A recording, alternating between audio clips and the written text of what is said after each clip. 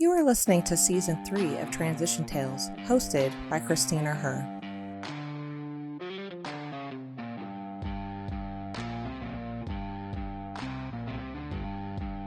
Listen to stories from the military community that inspire you to visualize your future and feel empowered to move through your own transitions in life.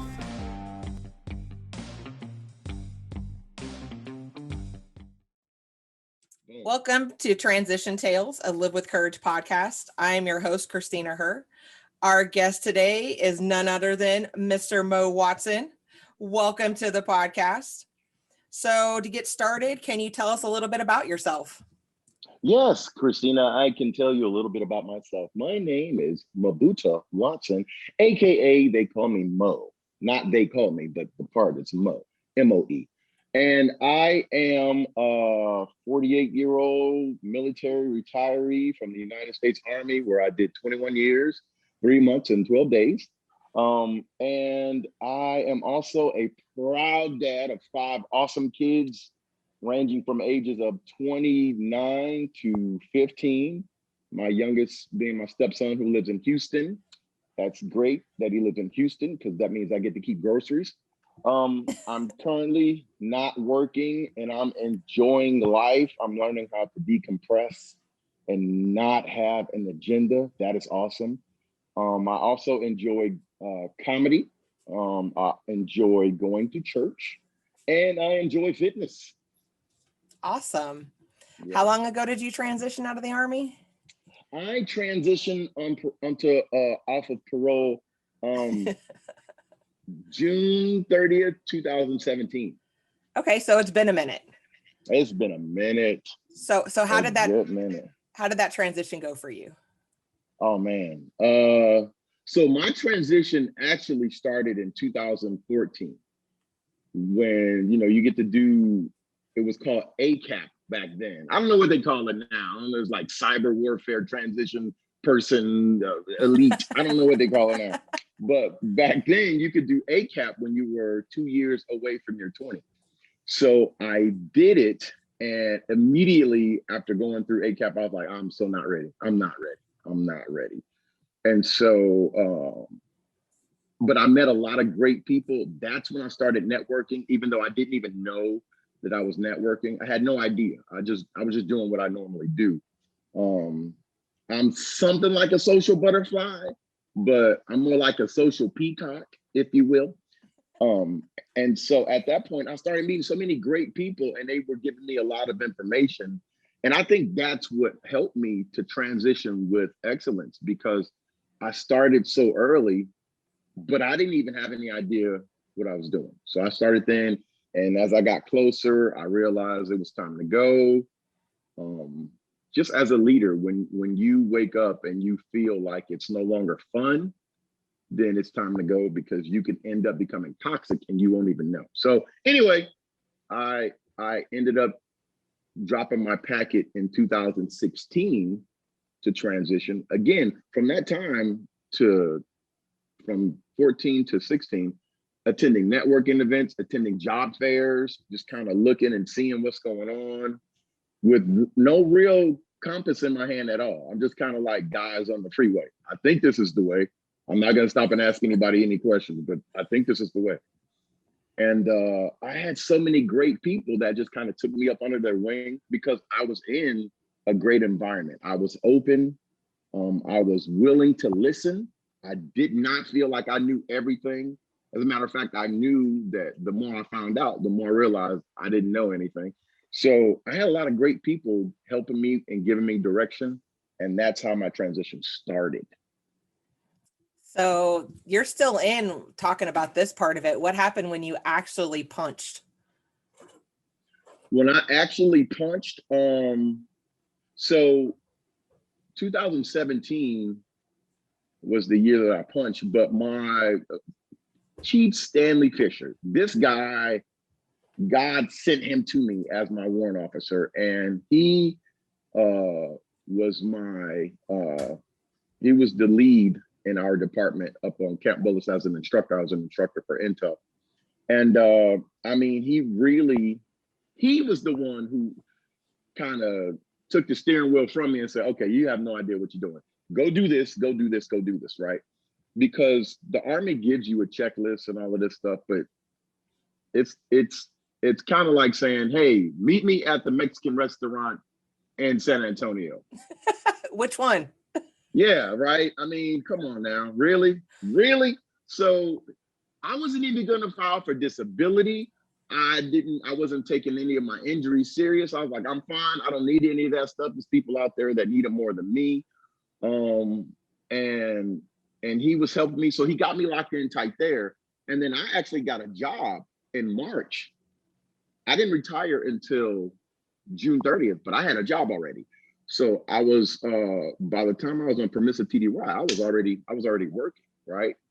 But while I was in all of that space, I was so busy. I was doing all this stuff. I had all these agendas lined up because now things are starting to make sense and become clearer. And it's like you're in the example is you're in a life raft, and the only boat you're looking for is the one that says VA disability. There are a whole bunch of other boats that come by. You're like, yeah, that's good. Yeah, life insurance. Yeah. I'm gonna get it. Yeah, I'm gonna get it. Okay, employment. Yeah, I'll get it. But where's that VA disability boat? Where's that? That's the boat we're focused on, right? And so, the waves are tossing me, and I got out, and I went through this period of like just being like really sad and depressed, which I didn't understand because that's all we talk about when we're in the military is getting out. Yeah. One day I'm gonna be free. I'm gonna be free, and ain't nobody gonna tell. And what do we say? I'm gonna go to Walmart and get a job and quit just because I can. I've never heard that one, but I could see somebody saying that. Oh my God, yeah, man. And so I went through this thing of like, I got like a whole Chester drawer full of crazy socks. I went crazy with socks and bow ties because I was like, I get to wear whatever I want. Nobody's telling me what the uniform is. So I totally rebelled in that sense. And these were things that I was using to kind of fill the void, to kind of escape that emotion that I didn't understand. Right. So I dug into fashion. I dug into my clothes. I dug into research for the new job. I dug into all of this stuff. But periodically, friends of mine that knew me would be like, so what's going on with you, Mo? And I'd be like, nothing. And they knew me well enough to where they were like, nah, man, something's going on. And I could see it. And I was like, I don't know what you're talking about. I'm good. I couldn't be happier. It wasn't true at all. Nobody told me about the emotional separation of leaving the tribe, right? Right. That tribe, I knew that tribe for 2 decades. And so with that, it was basically like a breakup of a relationship. And there were good times and bad times, but it was my tribe. And so what was happening was I was having separation anxiety. Even while my chief warrant officer had gave me all that time to kind of get myself together, I really literally would be at home, like waiting for my phone to ring. First sergeant gonna call me anytime now. He gonna be like, where you at? Where you at, Watson? Where you at? And I'll be like, I'm on my way top. But that wasn't a requirement. But I had done that for so long to where I was like, I can't be that guy. If he calls, I gotta be there. He didn't need me. First sergeant didn't even care, right? He just wanted me to, go out and do my best. I was so emotionally lost because I was being removed from a tribe and returning back to the civilian tribe. And it was so unfamiliar and uncomfortable. And I couldn't understand why I was feeling all of these mixed emotions when I reached the finish line that I thought I wanted to reach. And don't get me wrong, I was happy about retiring. I didn't want to go back. No, not at all. But I was just like, what is this? My disability is going good. I've turned all the paperwork in. I met all my hard times. I got a job. I'm making good money. Now, my relationship at home was already tumultuous. So we're not even going to go there. But that was normal. That was totally normal. That wasn't outside the norm. But just like, man, what is happening? Why am I feeling this sense of loss, this sense of confusion, this sense of frustration? And what it was the separation. It was the separation of leaving my tribe. And so that was one of the major issues that I wish somebody would have sat down with me and said, hey, it's okay to feel this way. Even if you don't feel the way I felt, these emotions are some of the things that you may feel. during your transition. Nobody talked to me about that. So it was like, you could hear it from somebody, but until you experience it, you don't know. You know what I mean? But I wish I would have had a conversation with somebody about that, because I was sitting like, okay, what's going on? I'm in this dark room, and I'm already dark. So me in a dark room, it equals nothing. It's just another galaxy. But I surrounded myself with a new tribe, the tribe that I had been introduced to as I was transitioning out. And I met some great people that really basically walked me through the process, and they rode with me, and they're still riding with me to this day. That's really awesome.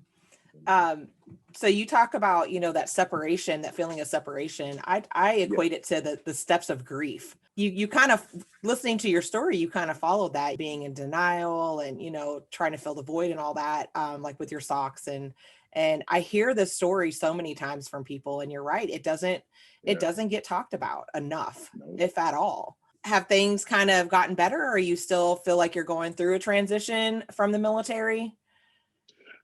What's crazy is it's 2017.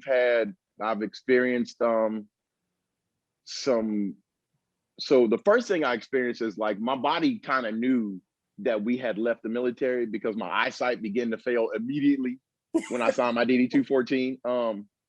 Like I had 20/20 vision from LASIK, and then as soon as I signed the paper, I was like, wait a minute, is this my DD-214? What happened?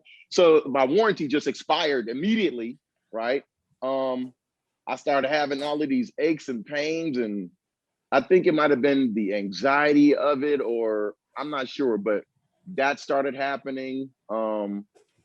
But I navigated through that. Marital status changed. I worked for a little bit, and now I realize I just need to sit down somewhere and just decompress, because I literally have worked since I was 19. And I joined the Army at 23. So like now I'm 48, so you go back, 3 years, 45, I retired at 45. And I was just like staying busy because that's what I knew to do. But now I'm in a good space. I'm just home.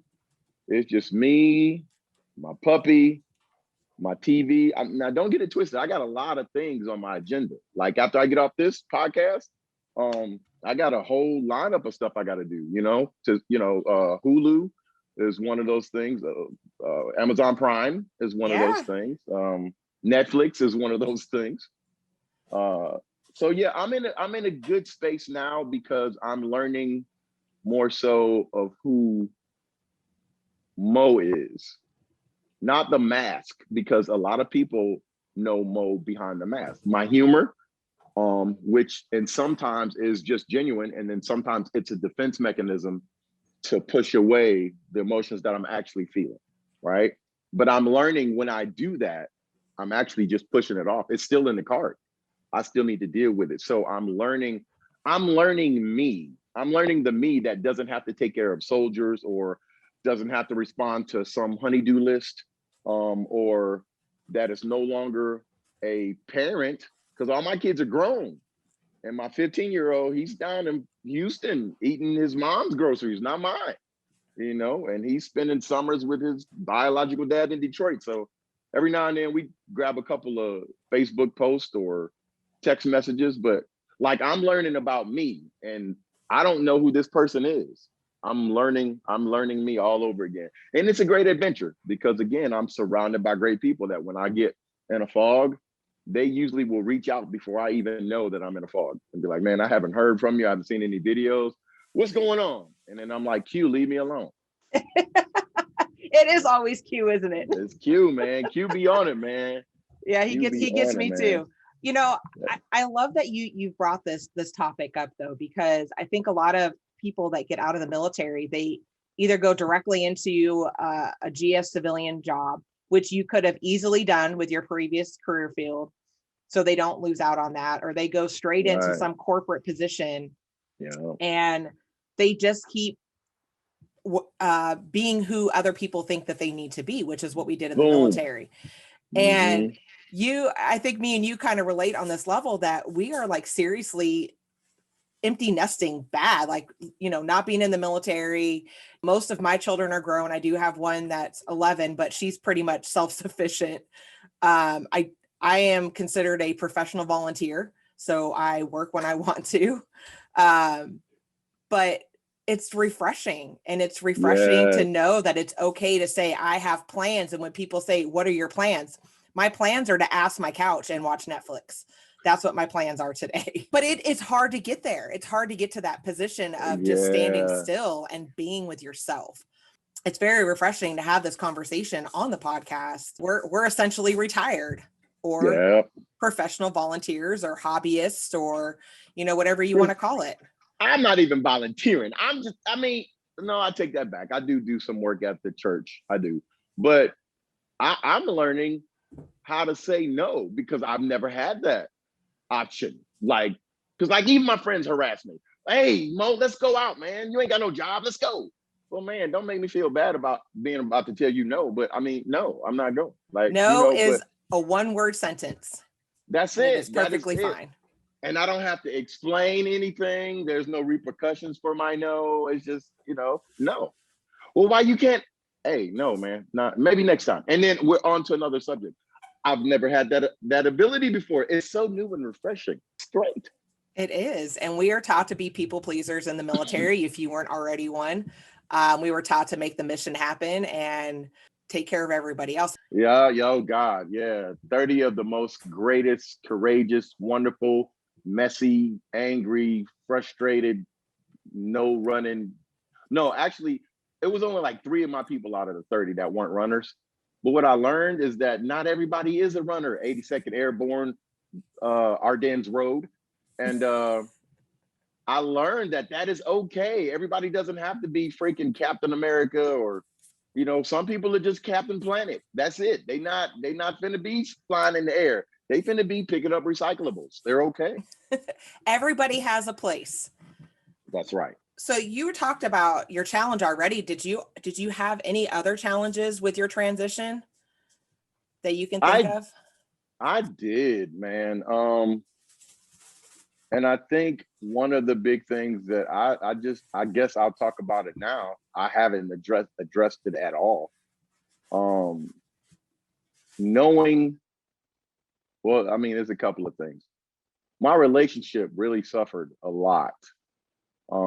Because my transition was so good, being surrounded by a lot of great people, but that can cause discord if you have better relationships and communication with everybody outside of the house. Me and my kids communicated great, but not so much me and my ex-spouse. And that just really metastasized, if that's the right word. Metastasized, just grew out of control, yes. Just increased to some huge tumor. And I didn't really, we did counseling and things like that. But again, it's just knowing when to say, okay, all right, yeah, this isn't for me. Not only that, in that situation, it was okay for me to get a divorce. It was totally okay. We're amicable, where there's no anger or frustration. We just realized that we weren't each other's person. But again, in the military, you don't get to throw a mission away. If you have a mission, you stay on it, you ride it, you get shot at, you get beat up, you get some Tylenol, Motrin, or crutches. That's TMC. That's what that used to stand for. And you just, Charlie Mike, you carry on the mission. And I learned a lot about my limits. And I'm talking just recently, just learning, even with jobs, like whatever job came my way. All right, let's go. Let's, as soon as I got out, I had a job already. And then I took a break because of the pandemic. And then I jumped right back in. Great cultures, great people. But some things I needed to deal with on the inside that I didn't deal with, right? And so I was still effective in my job, but I wasn't effective for me. I was effective for the mission. Sounds like the military, right? Right. So I had to learn that. Even recently, I was offered a position, offered to pursue further a position in the corporate setting. And I had a great conversation with some people that are wonderful in my tribe. And I realized, that's not cut out for me. I'm not cut out for that. Nothing wrong with corporate America. Nothing wrong whatsoever. And if it is, that ain't none of my business, not my monkey, not my circus. But what I do realize is that this is me time. And so I had to pass on that opportunity to earn that extra money just because I needed to make sure that I was okay and pursue what I really want to do, as opposed to stuff just to fill the void of, well, I don't know what to do, so I just got to do something. No, sometimes you don't have to do anything. We get to choose. We get to choose. Those of us that are fortunate enough to be able to afford to not work, whether you are okay with not making a lot of money or whatever, however you're able to afford to not work, even easier to say no. Like, I'm addicted to it now. I am straight up addicted to not having to do things that I don't want to do. And it was hard at first, but I'll tell you what, it's hard to let it go now. One of the things I learned about is specifically when I was working for O2O, which is a program out of Syracuse University where veterans can have get access to courses for free certifications, right? And so we had a course that you would have to take before you got access to that stuff. And one of the things that we talked about is thriving versus surviving, right?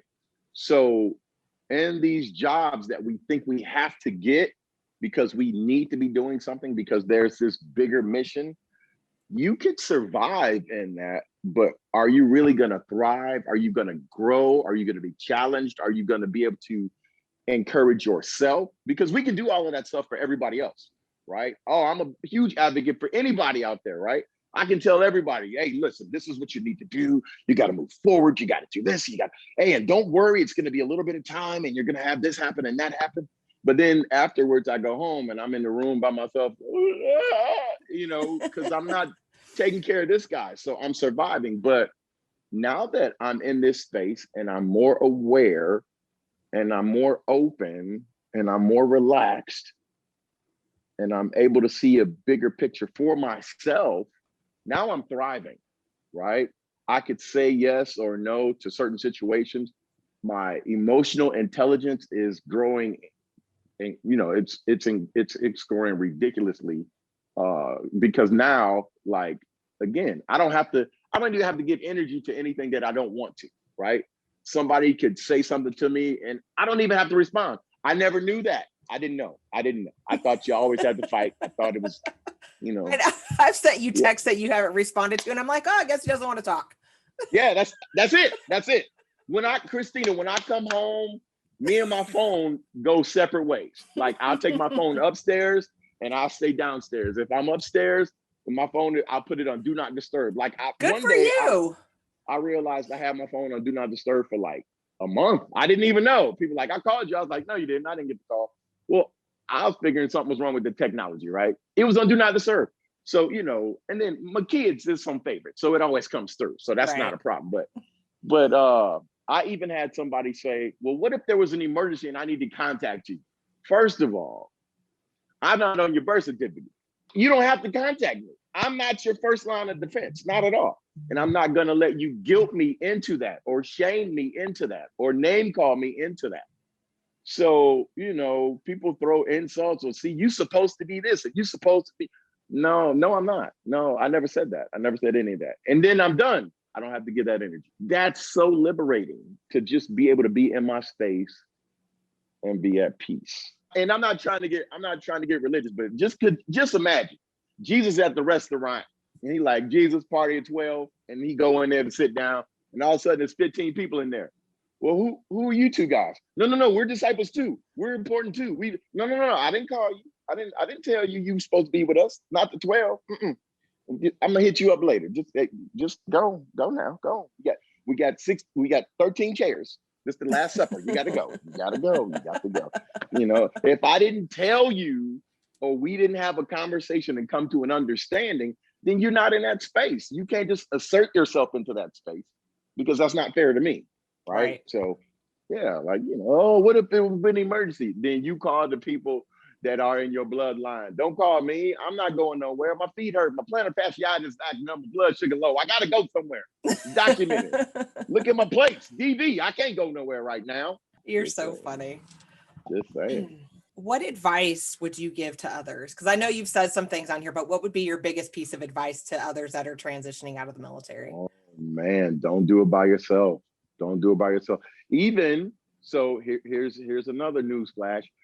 People will look at me and assume that I'm an extrovert, right? Oh, Mo's always on. He's always this. He's always that. No, no, no, no, no. When you see me, I'm on, because sometimes I need to be, or sometimes that's just organically where I am.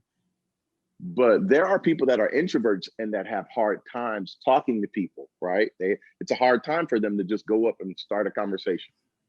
I would submit to them, well, just surround yourself with people that have the ability to do that. Because if you are around any Sam Domingo, if you're around Quincy Harper, if you around I mean, I can name drop all day, but there's so many people that you can surround yourself with. And maybe you don't know Sam Domingo, or maybe you don't know Quincy Harper, but there's somebody out there that is willing to take you and help you. Don't try and just freaking Han Solo without Chewbacca. You need somebody to be like, you know what I mean? You can't, don't do it by yourself, man. Do not do it by yourself. Transitioning is not a finish line. It's a journey, right? Yes. And it's never over. I'm still transitioning. I'm still discovering who Mo is. Like, I'm no longer Sergeant Watson. I'm no longer, I'm just some retired random dude. I'm a rando. When I go to Delta, they be like, all right, military personnel on active duty. And I'd be like, oh, it's not you're not special no more. I gotta wait, dude. Thank me for my service. All right. But yeah, so like, I would recommend not going alone. You don't have to go. Now, if you are alone, then that's because you're choosing to be alone, especially in San Antonio. Like, this is the mecca of military city USA. Like, this is it. Like, you can go out and walk 5 minutes and bump into somebody and say, yeah, I can help you out. Now, if they ask me for change, that's not who I'm talking about. But what I'm saying is, there's so many programs here, so many willing people here, so many networking events. Even among a pandemic, there's still a lot of people that are willing to help, and they don't want anything from you except to see you win. So don't go by yourself. Don't be by yourself.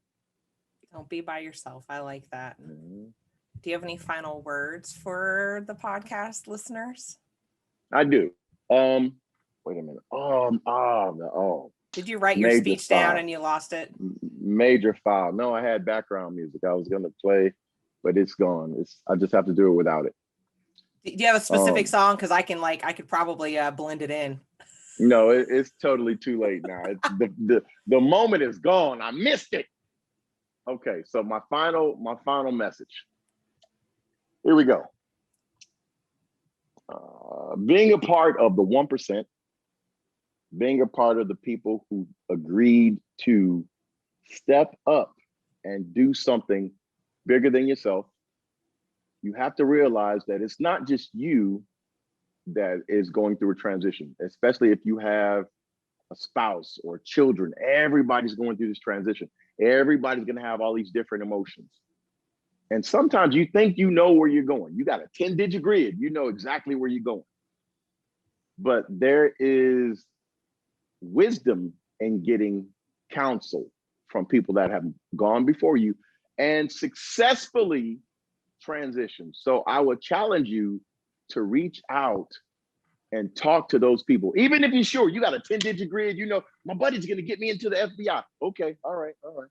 I'll see you at the next LinkedIn Mill City without a job. The point is, what I'm trying to say is that you, as an American, don't have to be alone.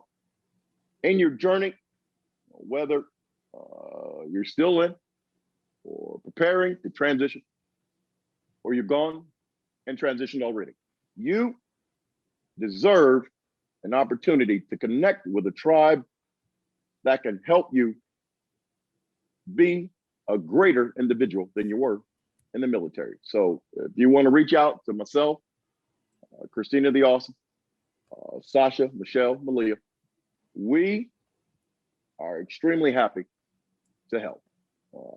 And get a LinkedIn page as well, because that's the way to do it. Thank you. My name is Mo Watson. I approve this message. Thank you. Mo, thank you so much for being on this podcast with me. I really appreciate it. You always make me laugh. And honestly, you talk about the hard stuff in the most genuine way. So I really appreciate it. I'm blessed and you just can't tell because I'm Black. I'm sorry.